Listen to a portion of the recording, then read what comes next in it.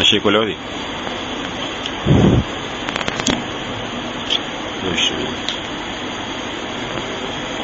بسم الله الرحمن الرحيم. أبواب الطهارة عن رسول الله صلى الله عليه وسلم. باب ما جاء لا تقبل الصلاة بغير طهور. وبه قال حدثنا قتيبة بن سعيد قال أخبرنا أبو عوان عن سماك بن حرب قال وحدثنا حناد قال حدثنا وكيع عن إسرائيل عن سماك عن مصعب بن سعد عن ابن عمر رضي الله تعالى عنهما عن النبي صلى الله عليه وسلم قال لا تقبل الصلاة بغير طهور ولا صدقة من غلول. قال حناد في حديثه إلا بطهور. قال أبو عيسى هذا الحديث أصح شيء في هذا الباب بحثا. وفي الباب أن بالمليه النبي وأبي هريرة وأنس وأبو المليه بن أسامة اسمه عامر ويقال زيد بن أسامة بن عمير الهذلي رضي الله تعالى عنه. ما د لفظ حدیث چیر کل حدیث سمر دی د دې متعلق لفظ حدیث صيغه ده اسم مصدر دی صفت مشبہ ده او قرآن شریف کی لفظ حدیث سو کرت راغلی دی او داغی جمع حدیث سو کرت راغلی دی داغی متعلق او بیا د حدیث لغوی او اصطلاحی معنی داغی متعلق ما بیان کړو. اوس دا چیر حدیث ته حدیث ولی وی حدیث لغوی او اصطلاحی معنی بیان شواره کا چشمه دی نہیں روڑیلا پیدا شوی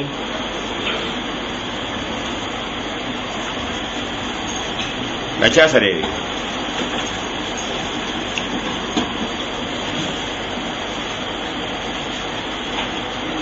تو بیا به وګورځي شو دا څنګه چې کتاب درته نه نشاګل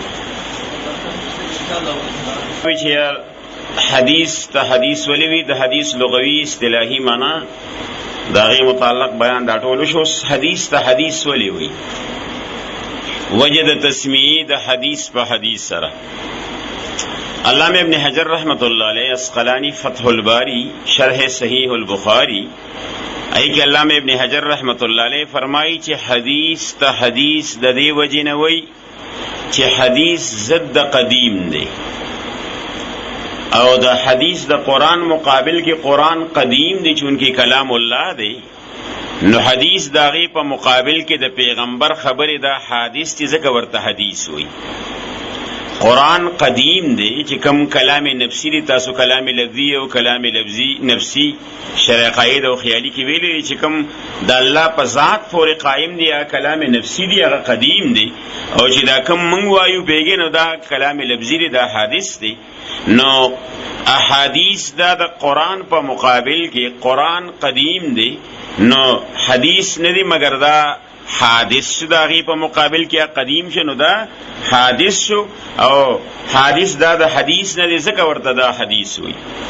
یو دویم علامہ شبیر احمد عثمانی رحمت الله علیه علامہ شبیر احمد عثمانی رحمت الله علیه او حدیث ته حدیث ځکه وی دا د قرآن نه مستنبط دی. سورہ دوحا کې الله ذوالجلال نبی علیہ الصلوۃ والسلام باندې د یو درې انعامات متعلق بیان کی او بیا درې تفریعات کی پاغي باندې. الم یجدک یتیما فآوى نمبر 1 ووجدک ضالا فهدى ووجدک عائلا فاغنى. دا درې شیزونه نبی علیہ الصلوۃ والسلام داغه نعمتونه اوس په دې باندې درې تفریعات کی. الم یجدک یتیما فآوى ووجدک ضالا فهدى ووجدک عائلا فاغنى. اس تفریعات شروع شو. فاما الیتیم فلا تقهر. دا تفریعات لف نشر غیر مرتب دی. دا تفریعات لف نشر غیر مرتب دی. نو فاما الیتیم فلا تقهر دا پس باندې مرتب دی په دی اول باندې. الم یجدک یتیما فآوى نو فاما الیتیم فلا تقهر. منتم یتیم مونتی الم یجدک یتیم فآوى منگ تعالی ٹھکانہ درکړه د حضرت خدیجی رضی اللہ تعالی عنہ فمال سره منگ د مالدار کړي. نو فاما الیتیم فلا تقهر ته یتیم مرټوس. دویم التسو الم یجد که یتیما فآوا ووجدک ضالا فهدا. چونکه دا تفریعات لب نشر غیر مرتب دی، نو اوس دا دویم په دریم باندې تفریع ده. واما السائل فلا تنهر، واما السائل نو فاما الیتیم فلا تخر، واما السائل فلا تنهر. دا پاغي چا باندې ده؟ دریم باندې ده. دریم کوم یو دی؟ ووجدک عائلا فاغنا، منگو منت تالرا غائل فقیر فاغنا، منت مالدار کی ده حضرت خدیجی فمال سرا. نو اما السائل فلا تنهر. دویم التسو ووجدک ضالا فهدا، ووجدک ضالا منگو منت تالرا ضالا بے خبر د شریعتنا، فهدا منگ تال علم د شریعت درکو. نو فاما بنعمت ربک فحدث، اوست په نعمت د رب باندې بیان چې دا کوم علم مونږ تعالی د شریعت درک په حدث ته د دې بیان کو. نو نبی الله ذوالجلال د پیغمبر خبرو تخبل سووي حدث حدیث کا نا حدیث کی ورته بات پہ سمجھی نہیں سمجھی بات پر ماوی ګور اول وجہ چې حدیث ته حدیث ولی وی. ماوی علامہ ابن حجر اسقلانی رحمت اللہ علیہ فتح الباری کی شرح صحیح البخاری اگی کی وی چې حدیث ته حدیث د دې وجه نه چې قضا حدیث د قرآن په مقابل کې قرآن قدیم دی، نو حدیث حادث شو د پیغمبر خبری. یا علامہ شبیر احمد عثمانی رحمت اللہ علیہ فرمائی چې حدیث ته حدیث د دې وجه نه وی چې دا خود مستنبط د قرآن. سورہ دوحا کې الله ذوالجلال نبی علیہ الصلوۃ والسلام باندې د یو درو نعمتونو متعلق داغي بیان کوي او دې درې تفریعات کوي. خدا تفریعات لف نشر غیر مرتب سری دی. الم یجدک یتیما فآوا ووجدک ضالا فهدا ووجدک عائلا فاغنا فاما الیتیم فلا تقهر. دا فاول باندې مرتب شو. الم یجدک یتیما فآوا ان فاما الیتیم فلا تقهر واما السائل فلا تنهر ووجدک عائلا فاغنا. دا فاغي باندې مرتب شو. ووجدک ضالا فهدا، من امنت تعالی ضالا بے خبر د شریعتنا، نو من فهدا تا ته د شریعت علم درک. نو اما بنعمت ربک فحدث، پدغه نعمت د رب باندې حدث ته بیان کوس. نو الله ذوالجلال د پیغمبر خبرو تخبل سووي حدث بیان حدیث ورته. بعض علما وی دریم چې اصل کې حدیث خو مطلق خبرو ته وي او د شریعت په اصطلاح کې د پیغمبر خبرو ته حدیث وي. نو دا استعاره د عام د خاص د فار. استعاره لفظ عام دی کنه، حدیث د هر چا خبرو ته، لکه حدیث ماویلو لغتن کلام کردن کو د هر چا خبري وي، او بیا د شریعت په اصطلاح کې د چا خبرو پورې خاص دي؟ د پیغمبر علیه السلام. نو د دې دا استعاره د عام د پاره د خاص شو، او دا استعاره د عام د پاره د خاص خود نبی علیہ الصلوۃ والسلام کړی ده. کوڅوګي د استعاره د عام د خاص چا کړی ده؟ خود نبی علیہ السلام نه ثابت ده چې نبی علیہ السلام خپل خبرو ته په خپل حدیث ویلي. ځکه نمبر 1 حدیث پاک را دي حدثوا عني ولا حرج، حدثوا عني ولا، تاسو مانه حدیث بیانوي دي کې څه حرج ګناه وغیرہ دانشته. حدثوا عني ولا حرج. دویم نبی علیہ السلام صحابه ته وی اللهم ارحم خلفای. قیل ومن خلفاؤک یا رسول الله؟ قال الذين يأتين من بعدي ويروون احاديثي ويعلمونها الناس، او كما قال رسول الله صلى الله عليه وسلم. نبی علیہ السلام صحابه ته اللهم ارحم خلفای، اے اللہ زما په خلفاو باندې رحم وکي. قیل ومن خلفاؤک یا رسول الله صلی الله علیه وسلم، ستا خلفاء څوک دي اے د الله رسول صلی الله علیه وسلم؟ نو نبی علیہ الصلوۃ والسلام فرمائی زما خلفاء کسان دي الذین یأتون من بعدی، چې زمانه برستو راځي، ويروون احادیثی، او زما حدیث پر روایت کوي، ويعلمونها الناس، او خلق ته بداغي تعلیم. دا زما خلفاء دي. نو ګوره يروون احادیثی، زما حدیث پر روایت کوي. نو نبی علیہ السلام خپل خبرو ته په خپل سووي حدیث استعاره د عام د خاص د پاره چا نه ثابت شوالګه نبی علیہ الصلوۃ والسلام. تاسو مشکات کې یو حدیث ویلي نمبر دی کتاب العلم کی، من حفظ على امتی 40 حدیثا فی امر دینها بعثه الله فقیها وکنت له شافعا وشهیدا او کما قال رسول الله صلی الله علیه وسلم من حفظ علی امتی چې چا یاد که په امت زما باندې 40 حدیثا سلویح احادیث یاد کړل زما په امت چې چا سلویح احادیث یاد په امر د دین کې بعثه الله فقیها الله به د قیامت ورځ د فقهاو په سب کې پاسي وکنت له شافعا وشهیدا او زب پاغه باندې سکوم داغه د پاره شفاعت کوونکی مو جوابم داغه د پاره نګور من حفظ علی امتی 40 حدیثا چې چا زما په امت سلویح احادیث یاد کړ نبی علیہ الصلوۃ والسلام خپل خبرو ته خپل سووي احادیث وی استعاره د عام د خاص ثابت شو خو د چانه ثابت شو لکه نبی علیہ الصلوۃ والسلام یا تاسو مسلم شریف کی وای نبی علیہ الصلوۃ والسلام حدیث من حدث عني بحديث يرى انه كذب فهو احد الكاذبين وفي روايه وهو احد الكاذبين من حدث عني بحديث چې چا زمانه یو حدیث بیان وګوره نبی علیہ السلام خپل خبرو ته خپل سووي احادیث من حدث عني بحديث يرى او دا عالم په دې باندې چې دا سدي انه كذب دا دروغ دي فهو احد الكاذبين نو دیم په دې دوه کاذبینو کې یو هغه چې دته چا ویلي دي درو او دم دروغ بیان کړ دیم دوه د دواړه کاذبین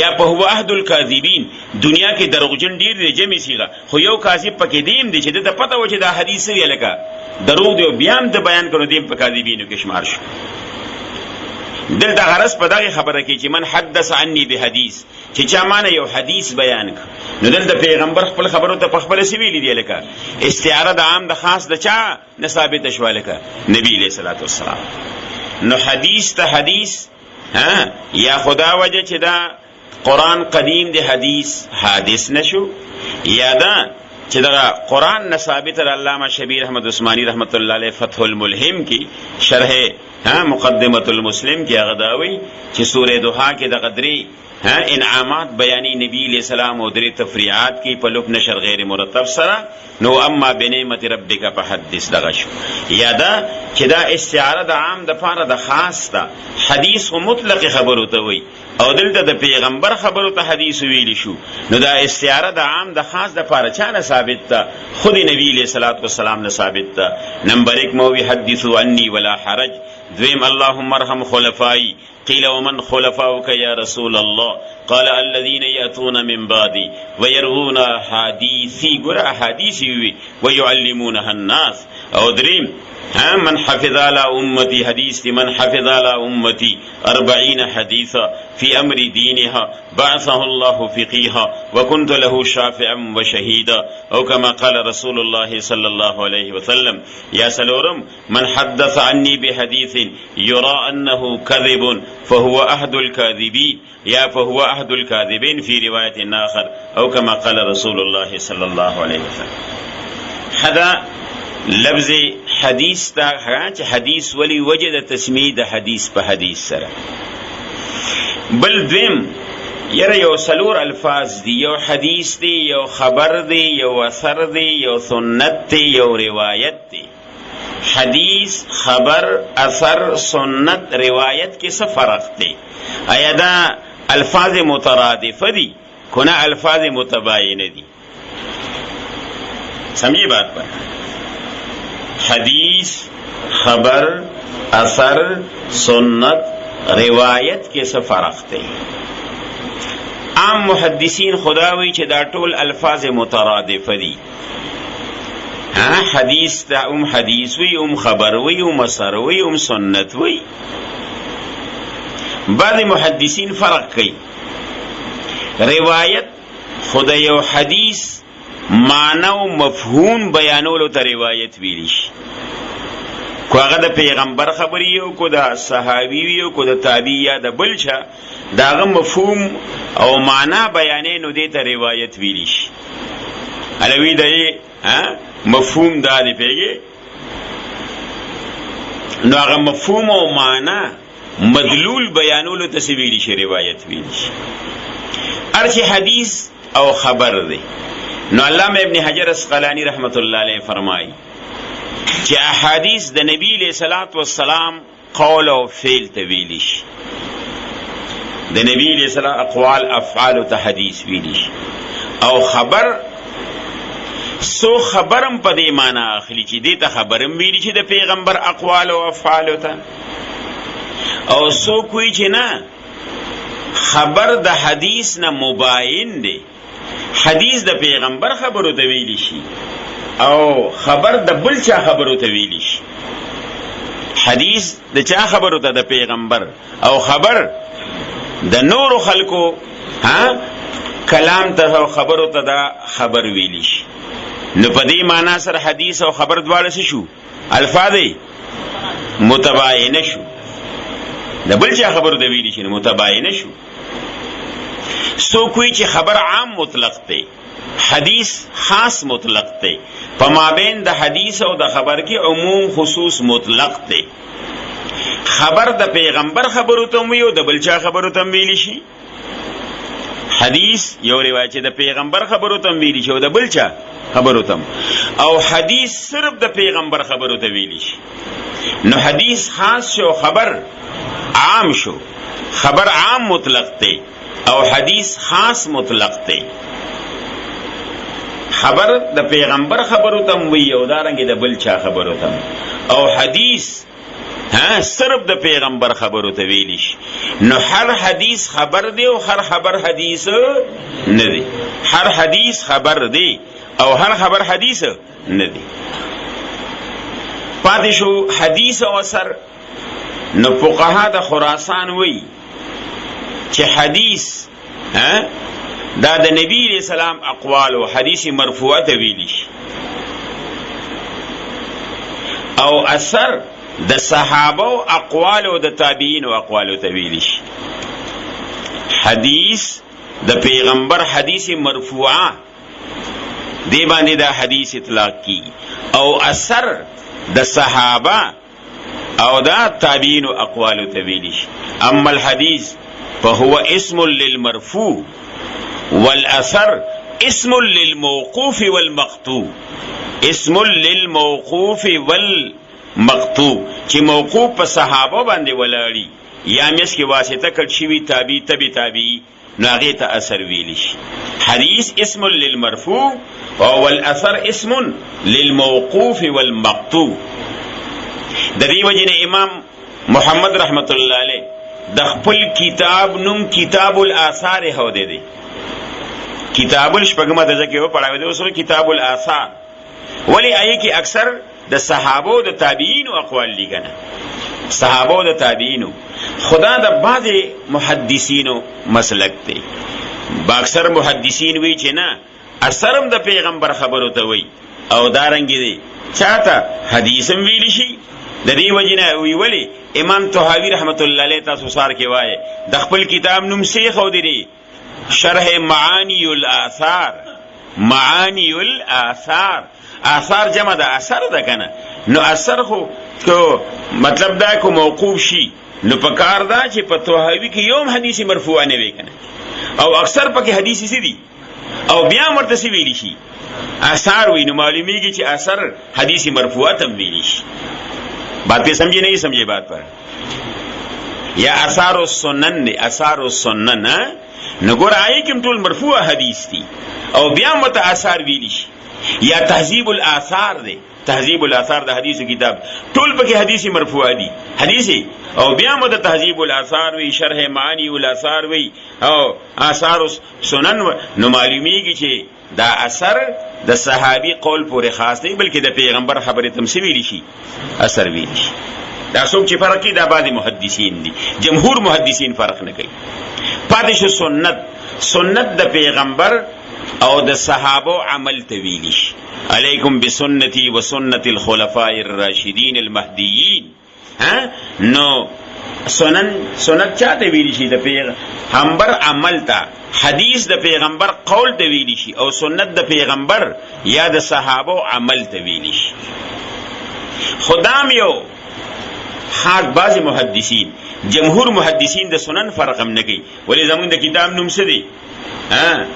جامع الترمذی یا سنن ترمذی دي، د سنن ترمذی وي، سنن اربعه دي کنه، سنن ترمذی، سنن نسائی، سنن ابن ماجه او سنن ابي داود، دي سروته سنن اربعه. نو ګوره سنن ورته ویلي شوی دي، پکار دا چې عمل پکې بیان شي او ټول پکې څه بیان شوی دي، قولی احادیث پکې بیان شوی دي، څه پکې بیان شوی دي، قولی احادیث پکې بیان شوی. معلومیږي چې سنت صرف عمل ته نشي ویلي، د جمهور په نسبت باندې چاته ویلي شي، قول ته ویلي شي، لکه سنن ترمذی، سنن نسائی، سنن ابن ماجه، سنن ابي داود، دغه حدیث څه بیان شوی دی، قولی حدیث هم پکې دا بیان شوی. بات په سمجھے نہیں سمجھے بات پر. نو دا اکثر محدثینو رای دا چې دا سلور واړه الفاظ مترادف دي.